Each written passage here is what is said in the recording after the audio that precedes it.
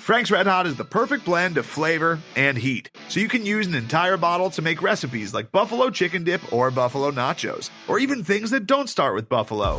Frank's Red Hot, I put that on everything.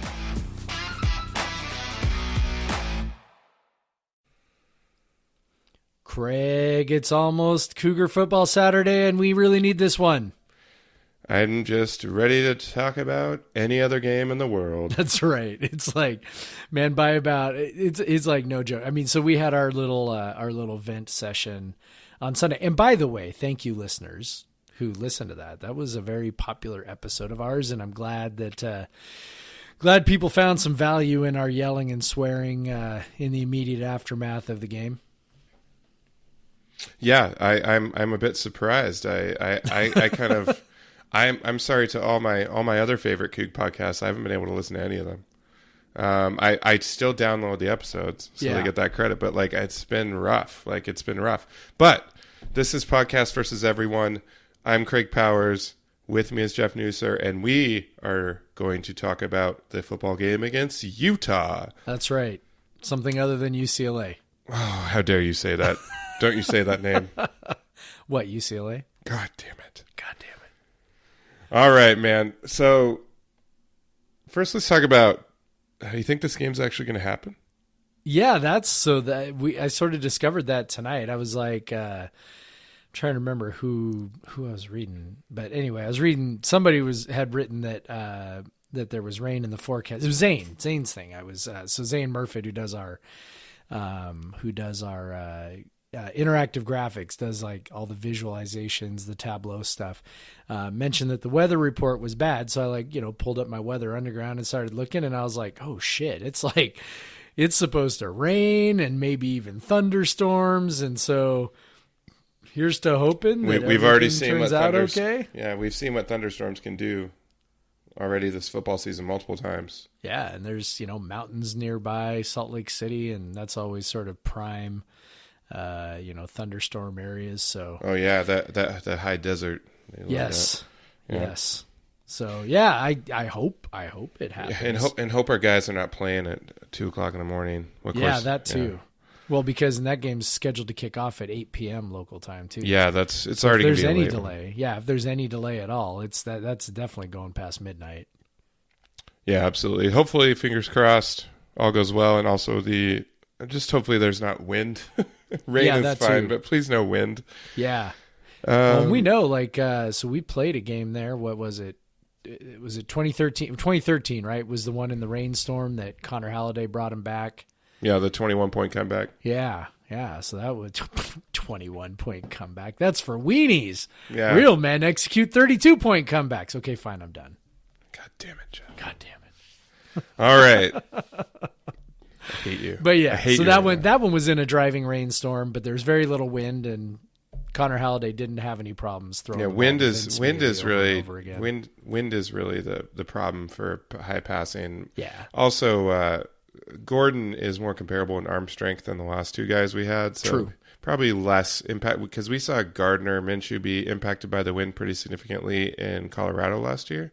Yep. And Colorado kind of baited him to throw a lot of deep balls. Yep. And it didn't work out so well, but we'll see if that. So yeah, let's get into the Utah offense before we dig too deep into because this could be interesting. It's kind of looking like Zach Moss is not going to play. That's awesome. Yeah. Get better, man. Get better, man. Get better. Just take a week week off. from now. Yeah, take the week off. Enjoy that bye week. They have a bye week the same week we do. He should enjoy that week off. Cougs had a hard time tackling that guy last year. He's tough for everybody to tackle, man. Yeah, he's a super tough runner. I can't believe he came back. Especially at the running back position. Yeah, I mean, and especially the kind of running back he is. Yeah, he's a very physical, very punishing. He's like a 30 carry guy. Well, and that's the other thing. So, like, he was, not only is it his style, but the fact that if he was coming back, he was getting pumped the ball 25 to 30 times a game, which hasn't really happened yet this year. And I'm sure you're going to talk about that because of the blowouts and stuff. But this Saturday would probably be a 25 to 30 carry day for him. But it's kind of hard to believe when you're sitting on the sideline in a sling 8 days previous that you're going to be playing. Yeah. But, that didn't look good. But Kyle Whittingham, Utah's head football coach, is being about as mum as Mike Leach is on. He's just a lot more affable about how he does it. Yeah, and I don't. It's not like a blanket policy. You can tell by the way the reporters are asking, because our reporters wouldn't even ask. Yeah. So, they don't even bother. They don't even bother. They're just like, nope, not even gonna ask. But yeah, so he basically said, we're hoping everyone can play. He's not like everyone's happy and healthy. He's just we're hoping everyone can play. So Tyler Huntley also is banged up. I think he's going to play. Yeah, that's the quarterback. In case you're totally unprepared for this. Yep. Tyler Huntley. He has I've been really impressed with the steps he took from early season 2018 to what we saw in Pullman last year, where that was really his first step forward, and how he finished the season until he got injured, and then what he's done this season. Really, he's stepped up his ability to throw the ball, and he's still pretty effective with his legs. So he's a lot more. It kind of seemed like he was going to lose his job at one point. Yeah. But he kind of took the reins, and he's been a lot better. He's averaging 9.7 yards an attempt this year, hitting 70+% of his passes. So he's a real weapon on that offense now. Yep, and that's.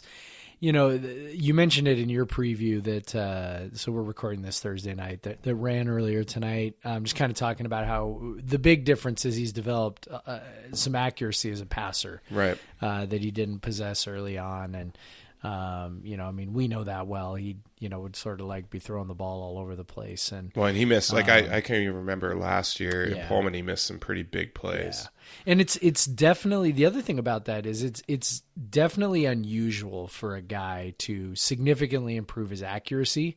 Now, sometimes that can be a function of decision making, right? Just throwing to the open guys can pump up your completion percentage, but it's unusual for a guy to improve as much as he has. So, pretty big kudos to him.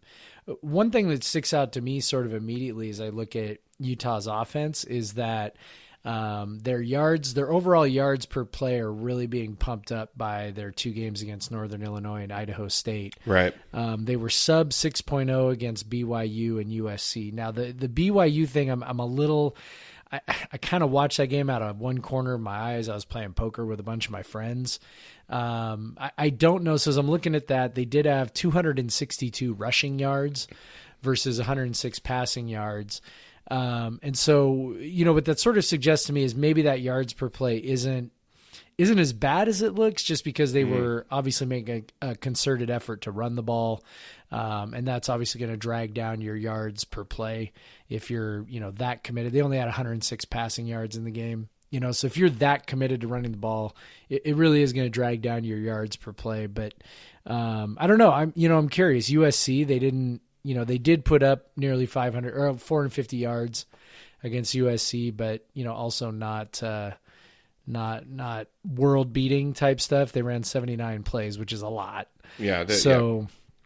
Yeah, I don't know. I'm curious. If we're getting gashed by the run, then it's going to be a long day. That's sort of the key, right? If we can, when we've had success against Utah, and we've had a lot of success lately, we've really prevented the 10 to 15 yard, 20 yard gashing runs. We've made them go 3, 4, 5 yards at a time. And, I think that's really going to be the key here. And without Moss, like you mentioned, he's a tough runner. He breaks tackles.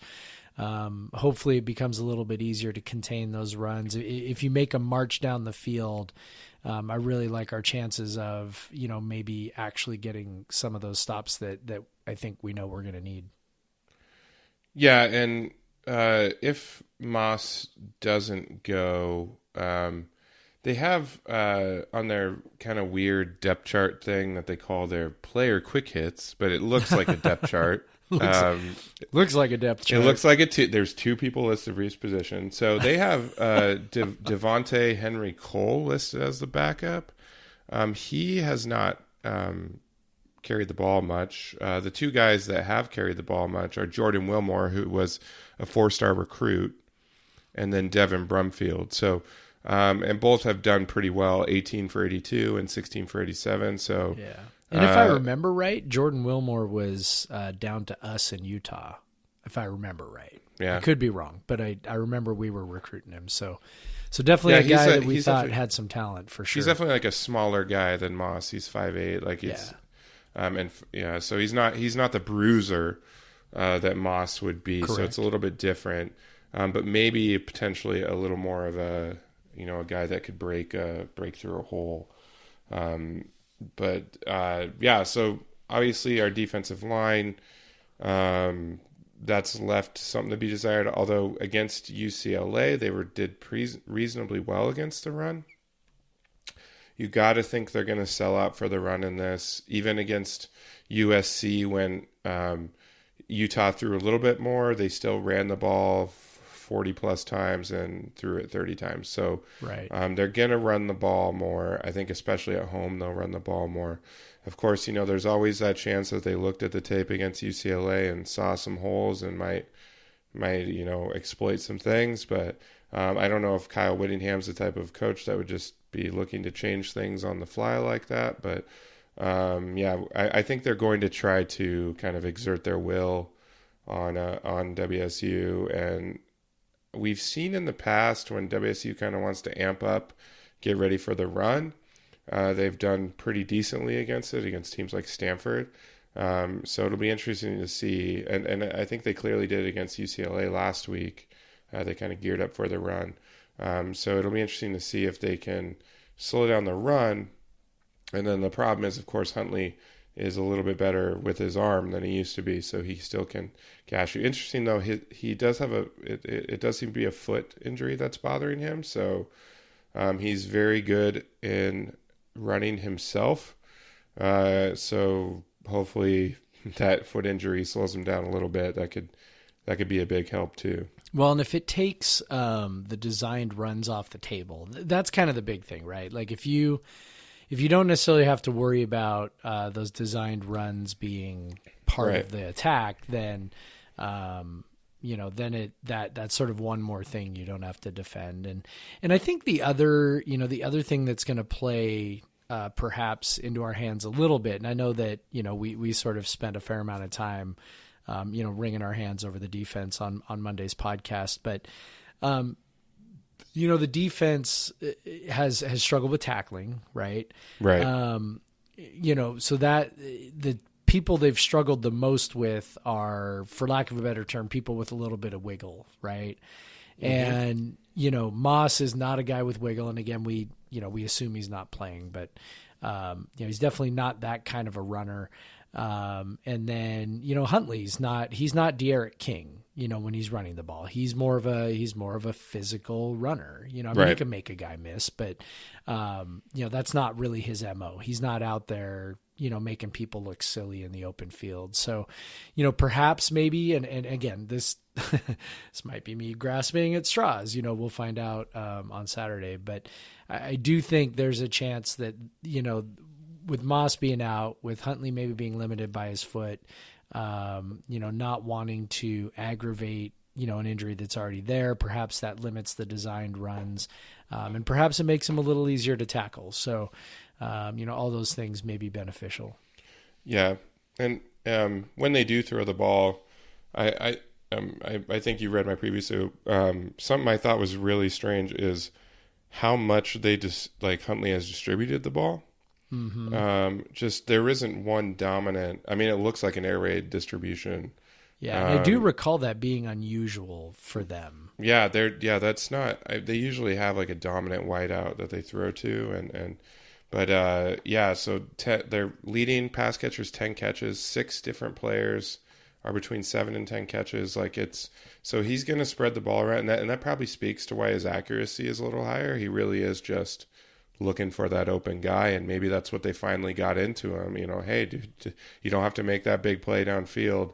I feel like they had a pretty stellar top wideout a couple years ago, which may have, and I can't remember what his name was, but that may have tempted to try to make that big play all the time. But yeah, that's obviously he's spreading the ball around a lot. They use a tight end, which can be difficult for us sometimes. But we should expect them to run the ball a lot, mix in some passes. I'm still, WSU with that debacle last week is now 80th in defensive SP plus, which is probably about right. Probably about right. I don't think that UCLA game is totally indicative of their skill. I think there was a little bit of a letdown going on there, a little bit of a let up, especially in the third and early fourth quarters. But I think you'll see them play a lot better. I don't expect 100 points today. Are we sure? Yeah, but I do think you'll see the Utes put some points on the board. I don't think it's going to be. No, I can't. I can't imagine a scenario where even with a hobbled Huntley and Moss out, they're gonna score points. But they will probably limit possessions, which will keep the score maybe in the 30s instead of the 40s and 50s. Yeah, unless there's some weird turnover strangeness. I can't imagine that we hold them down to anything under 30. I do think this game is ripe for strangeness. The teams are on the balance fairly evenly matched. They both are pissed off. It's late, like about as late as a college football game can be.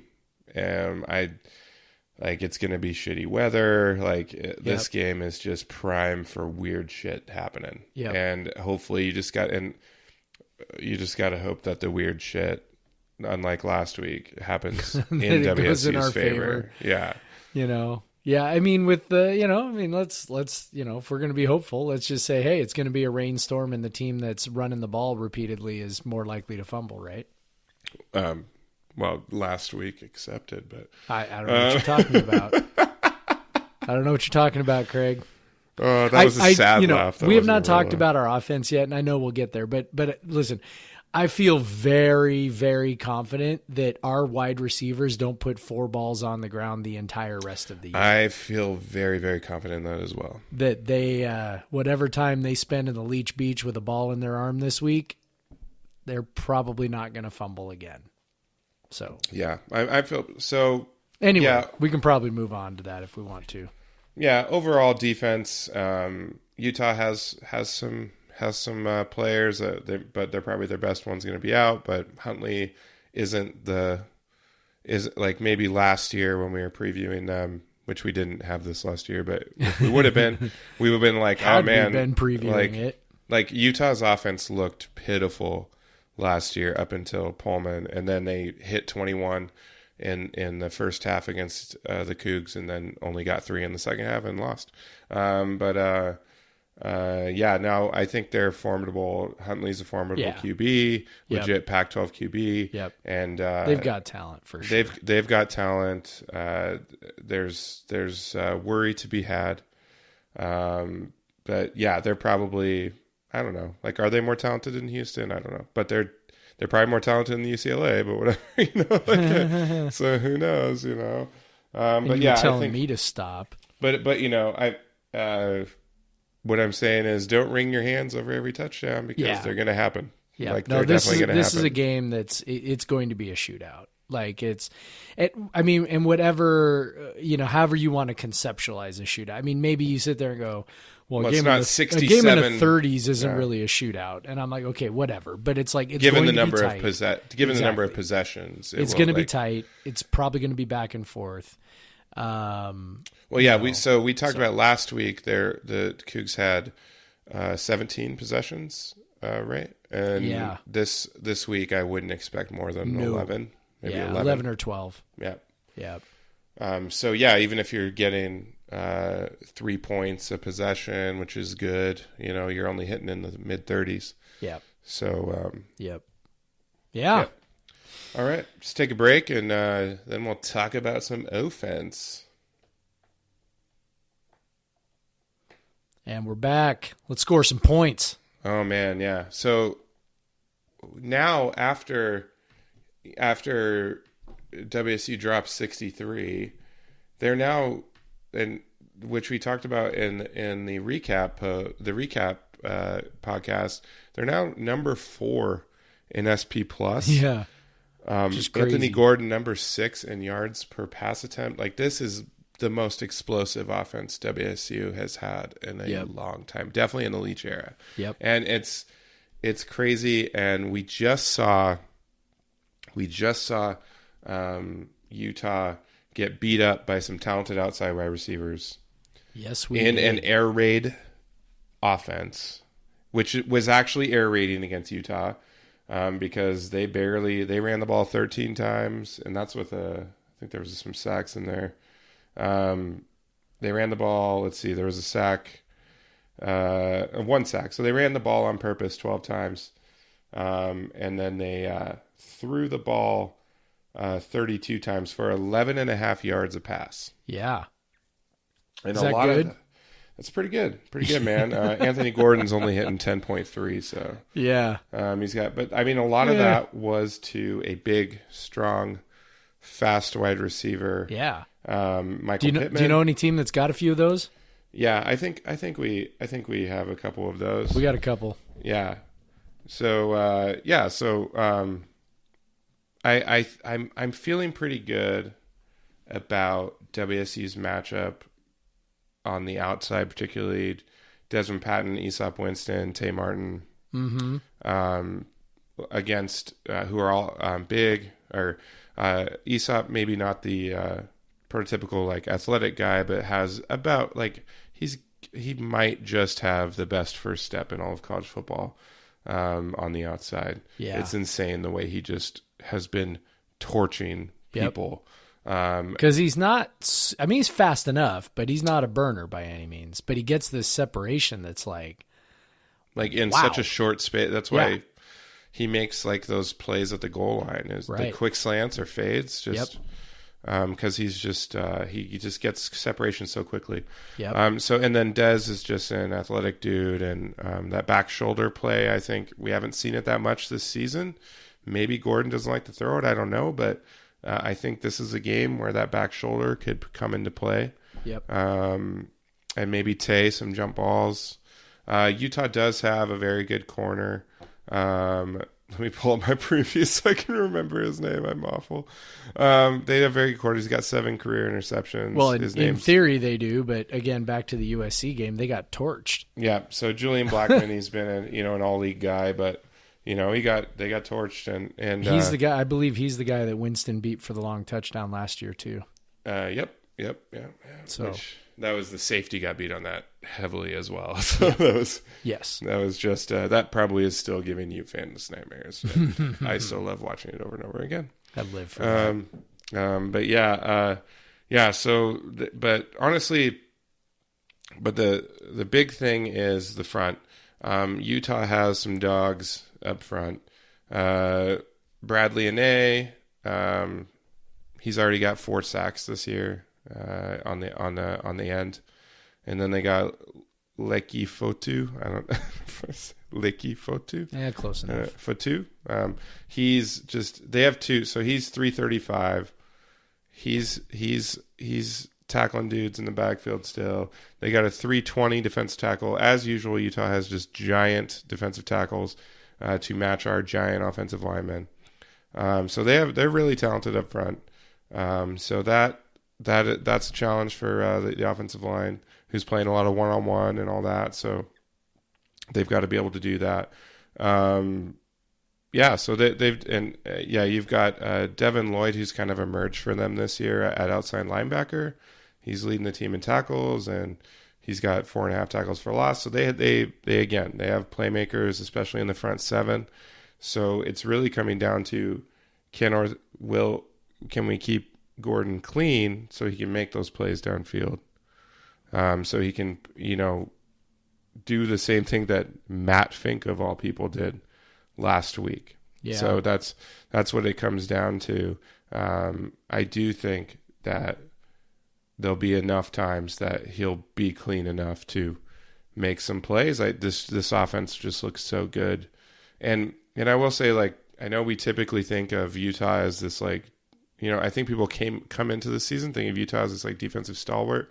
They've been good, but they've not been great. Yeah, they're not a great defense. Like, we shouldn't be terribly worried about them unless there's, like, insane swirling wind and stuff like that. Then I think you should always be worried on a team that throws the ball as much as we do. But they've not been, super dominant. I mean, they've given they gave up 5.5 yards of play to BYU, and BYU is, 5.5 yards of play is not good, not great, but it's also BYU's offense isn't great. Northern Illinois got almost 5.5 yards of play again. Not a great offense. And USC got, and then USC got over 7. So, and then we look back to last year too. I mean, we ended up at almost 6.5 yards of play, which again isn't great, but actually is the second highest that they allowed last year.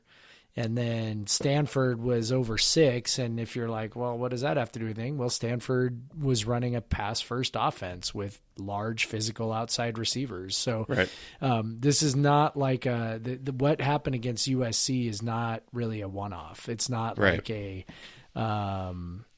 like, oh, look, USC just got them because they had a third stringer who went all, Connor Halliday against Arizona State and just kept throwing the ball up for people, which there was some of that. But I think there's enough evidence at this point to suggest that Utah's defense, for whatever reason, just has a little bit of a tough time with air raidy type stuff, whether it's the route tree or whatever, the particular combinations or, whatever it is. We talked about this back in the off season, in the preseason, when we were like, what game are you more confident in than you should be? And I was like, Utah. I know Utah is supposed to be like a dark horse, college football playoff team, but this is a team that we just frankly have beaten over and over again over the last however many years. And, they're so physical and they're so tough and we keep beating them. So, I think there's something in there about, maybe they don't have, the whatever it is about their scheme, and we've talked before about matchups too. And I've decided that the reason why we can't beat Washington is just because it's just a bad matchup. Like the places they're good are the places that we are less good, and the places that we're good, they're better. And it's this really crappy matchup. I think there's a chance that that's true of Utah. Now, it doesn't mean I think we're going to blow them out. It doesn't mean I think we can't lose. But I think it does mean that, Utah's defense going to have a tough time containing what we throw at them. And it's going to be very interesting to see if they change up, any specific strategies to try and limit. We've seen, I think, I'm certainly not an X's and O's expert by any means, but I think you can tell some things about where the ball is going when the quarterback is throwing it to deduce some things about what the defense is doing. And there have been, long stretches this year where Gordon has just been able to sort of relentlessly attack the middle and attack the middle and attack the middle and attack the middle. And I don't think that's because they want to attack the middle. I just think it's because, teams are designing coverages in an effort to keep from giving up big plays on the outside. And then that has, left the middle open a little bit, and they have found, plays that take advantage of that. So, it'll be interesting to see if Utah sort of maybe does the same thing and says, hey, let's make sure and take away their outside guys, maybe give up the middle, particularly since we don't know if Brandon Arconato is going to play, right? Mm-hmm. His loss, him going out last weekend was probably easily the most overlooked thing in that game. And the offense kept humming along, and that's fine. But, there were some times where we definitely missed him. Renard Bell flipped over to Y, and then there was that fourth down pass where he and Gordon were not on the same page. Mm-hmm. So, maybe a week of practice fixes that, with Bell at Y, and, everything's fine.